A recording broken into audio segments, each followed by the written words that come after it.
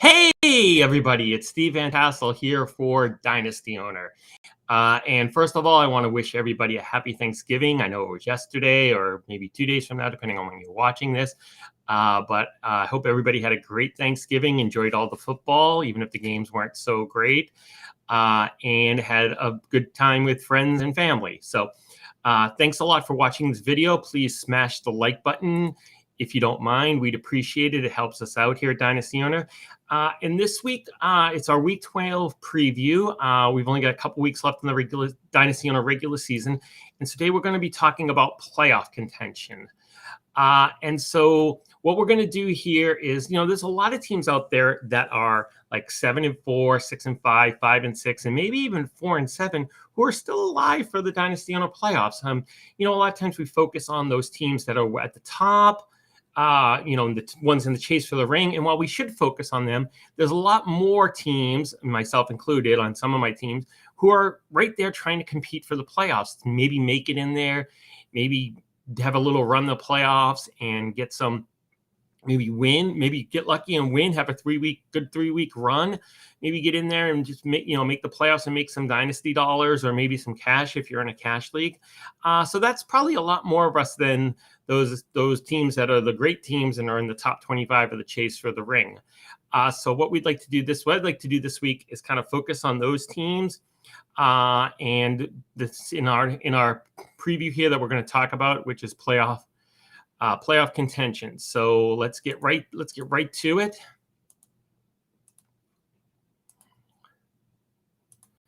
Here we go.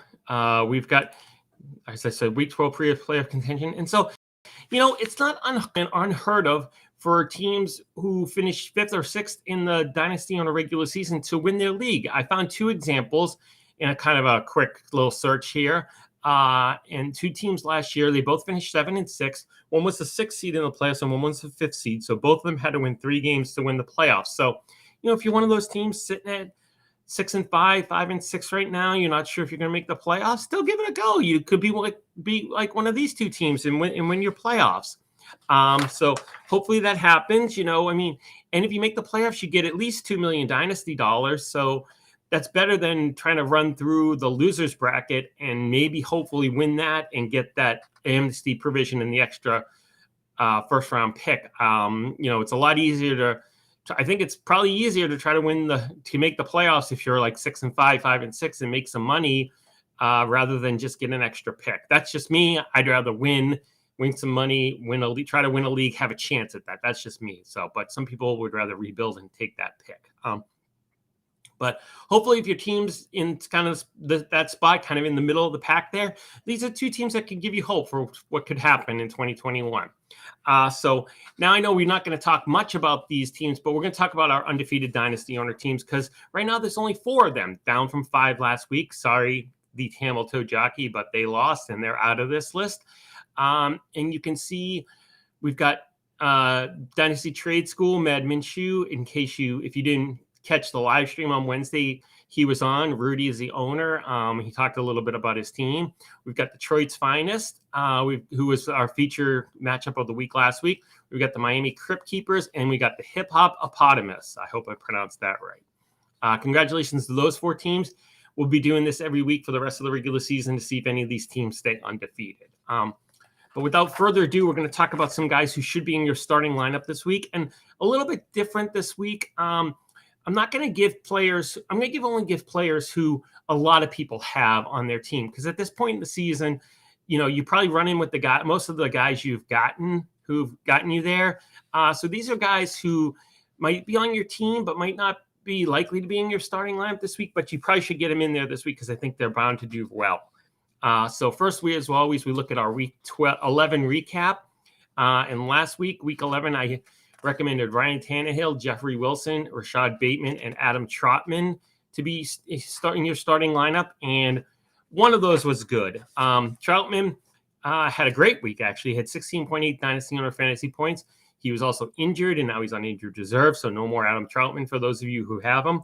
But the rest of them were bad, so better left unsaid. So getting to the Week 12 starting recommendations, we have Tyrod Taylor. With Tyrod Taylor, he's because his salary's only $5.5 million. He's rostered in a lot of leagues, like over 96% of them, and he's been pretty good so far this year when he's played.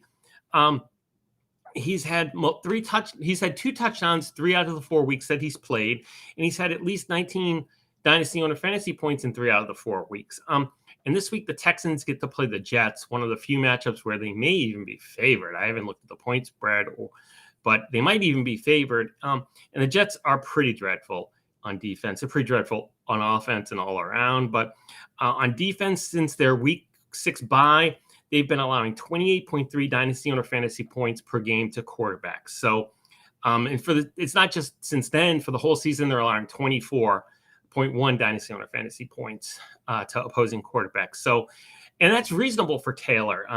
If he just got what he's been averaging this year, 191 yards and 26 rushing yards, and he had those 2 TDs, that actually adds up to 24.1 dynasty owner fantasy points, which I think is very reasonable for him to get this week. So if you've got him and maybe sitting on your bench, you don't have Patrick Mahomes this week, feel free to stick Tyrod Taylor in there. I think he'll do good for you.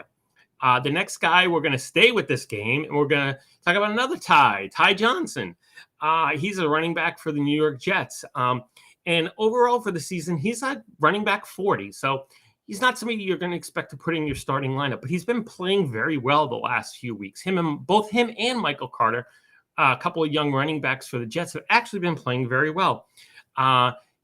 Johnson's been getting fewer touches, but averaging more points per touch. He's the last couple of weeks, he's averaged 11 dynasty owner fantasy points a week on only 7 touches, whereas Michael Carter's had most of the touches. He's been getting 16.6 dynasty owner fantasy points on around 17 touches. So if you kind of factor that out, now that Carter's out with a high ankle sprain this week, Ty Johnson, if he could put his average with the number of touches that Carter's been getting, he would have a game of 27.3 dynasty owner fantasy points. Now, I know he's playing Houston, but I wouldn't expect that. But I do expect him to get enough points to make him worthwhile for being in your starting lineup. And since he's on pretty much on a team in almost every dynasty owner league, lots of you probably have him sitting there on your team. So get him in your starting lineup this week. I think he could be very productive. The third player is another player who's extremely cheap as well, and it's Russell Gage from the Atlanta Falcons. Gage, we talked about this last week, up and down, hit or miss, boom or bust. He's one of the poster boys for this. He has played in 7 games this year, and in 3 of those games, he's gotten 0 points. So he's got the Blutarski. But in the other 4 games, he's averaging almost 12 points a game. And so this week, Atlanta plays Jacksonville, and I don't think Jacksonville's the type of defense that's going to shut anybody out. So it seems like he's probably more in line for having one of those 12-point games, maybe a little bit more, rather than a Blutarski. The Jacksonville defense, they allow a lot of receptions and yards to wide receivers. And honestly, the Atlanta wide receivers really aren't that great. Gage is probably the best one of them. So if anybody's likely to score some points this week, it's probably going to be him. So I would be comfortable having him in my dynasty owner starting lineup this week. And the final guy, I'm going to get the pronunciation, it's Albert Okwuegbunam. Hopefully that's right. I watched a video to try to get it right. But Albert O is the pick this week. And I know he's the backup for Denver, and I know Noah Fant's back. But actually, Albert's been playing pretty well. He's been averaging almost 8 points per game since he's come off being injured for his last 3 games. And he's getting a couple of targets, like 3 targets, 3 receptions for each of the past 3 games. So he's right there. And this week, Denver gets to play the Chargers defense. And the Chargers defense, the last 2 weeks, they've had 2 touchdowns from given up to Tyler Conklin and 2 touchdowns by Pittsburgh's tight ends, one by Eric Ebron and one by Pat Freiermuth. And all 3 of those guys have gone for over 10 dynasty owner fantasy points. So I think that's in line with what Albert O could get this week. And once you get the double-digit points, you're pretty much right in line to be a starting tight end with the way things are. A lot of people have Albert O on their roster. He's also in almost an 89% of leagues. So if you've got him sitting around there, he's probably been on your practice squad most of the season. Don't hesitate to put him in your starting lineup this week. I think he'll do good. So that's it for the starting recommendations. Now we're going to talk about guys who probably normally would be on your starting lineup, but probably should be on the bench this week. And so for week 11, I recommended Kirk Cousins, J.D. McKissick, DJ Moore, and T.J. Hawkinson. A lot of initials I recommended last week.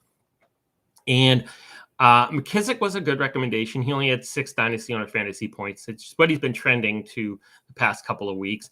Hawkinson was just okay at 11.1, right just below. He's right in there in the mix in the 10-12 range. And I think he was tight end 14 for the week, but not too far off being like tight end 12. And then Cousins, he was QB3. He had a great week, shockingly, against Green Bay, who he hardly ever plays good against. And then DJ Moore, he got a touchdown. He got his first touchdown since week 4 with Cam Newton at quarterback. And Newton targeted him a lot and actually completed a bunch of passes to him, which I was not expecting. Cam ran a lot, but when he passed it, a lot of times it was to DJ Moore, and DJ had a good game. So both of those recommendations were bad. So let's check out week 12 and who I'm recommending you keep on your bench. And the first guy is Joe Burrow.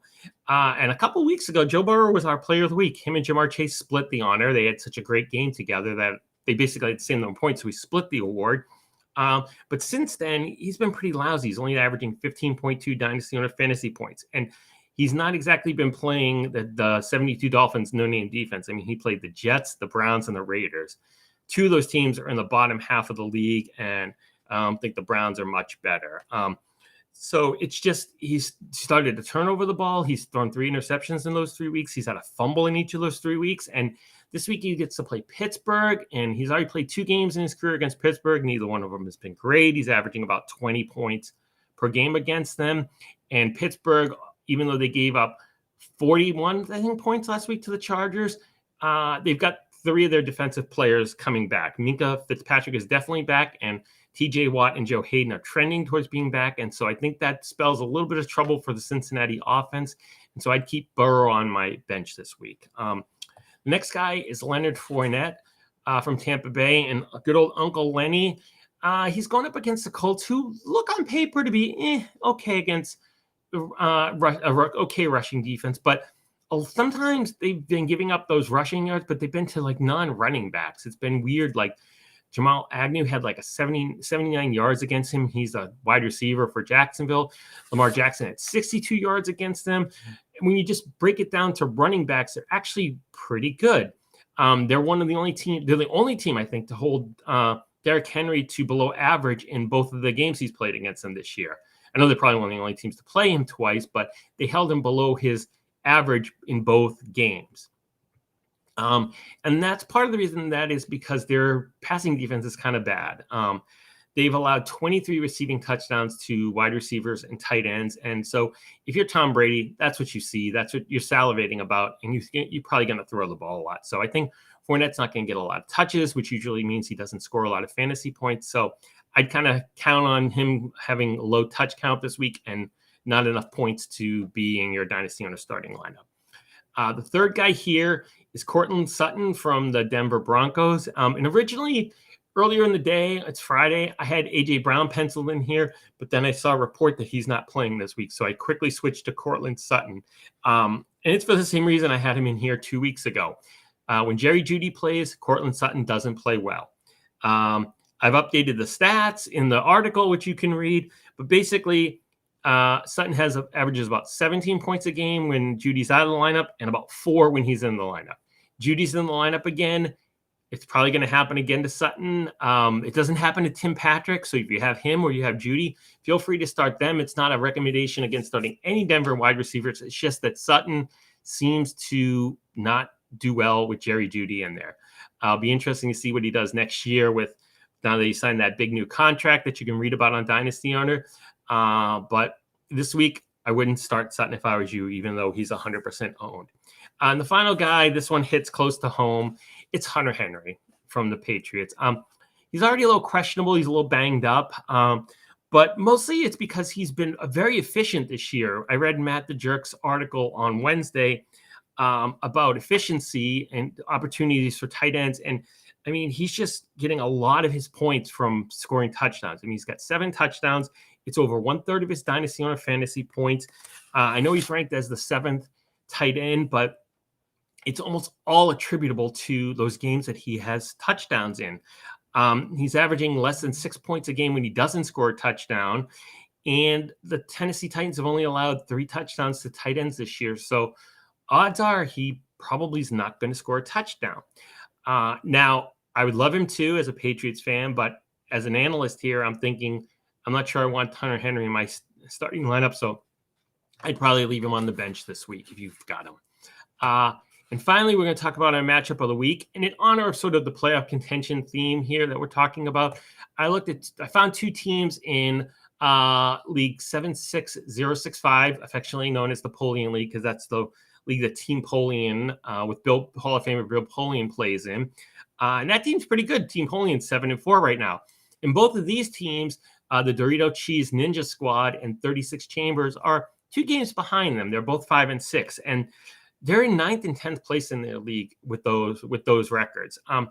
But the 6th place team in that league is also 5-6. So it's one of those things where, if both of these teams, one of them is going to get a win this week, whoever wins is probably better in the playoff picture, and the other team's basically out. So this is kind of almost a playing game for the playoffs in week 12 in that league. So good luck to both teams. As you can see here from the projections, they're a little different than what's in the article, but 36 Chambers is favored by just a little bit. And the good part about this game that I liked too is that none of their starters have gone. I know they show a few points here, but that's all from a couple of bench guys for both teams. And 36 Chambers not having a bench kicker. They've got Matt Prater. Maybe they'll pick somebody up. It might help them this week. But like I said, the projections are showing that this game is going to be extremely close. And we'll see what happens. But good luck to both the Dorito Cheese Ninja Squad and 36 Chambers this week. One of you is going to win and hopefully move up into playoff contention in your league. And good luck with that. So thanks for watching the video. I appreciate it as always. Please hit the like button, as I've mentioned before. And please don't forget to, we've got a couple more weeks of these videos and we'll do them in the playoffs as well. And if you're in playoff contention and you're looking for guys, you can watch the article, read the article, and watch the video that Jay does on Tuesdays with his free agent auction pickups. Matt's here. He's going to start talking about, speaking of playoffs, he said his article series the next couple of weeks is going to be speculating on players who he thinks are going to be league winners for folks in Dynasty owners. So maybe you've got one of those league winners and you're going to barely get into the playoffs, but maybe you've got that guy that's going to lead you to the playoffs. I remember back a couple of years ago, Kenyon Drake had 2 amazing weeks in the playoffs 2 years ago and probably led a lot of his teams that may have just squeaked into the playoffs into the championship. So good luck to everybody. Don't forget the Wednesday live stream with me, Tim Peffer, and Dr. Cousin Justin. Hopefully they'll tell us some stuff that happened at their Thanksgiving together. And feel free to drop me a line anytime. I'm on Twitter. I'm at SteveVT33. Thanks for reading. Thanks for watching. Thanks for supporting Dynasty Owner. Have a great weekend.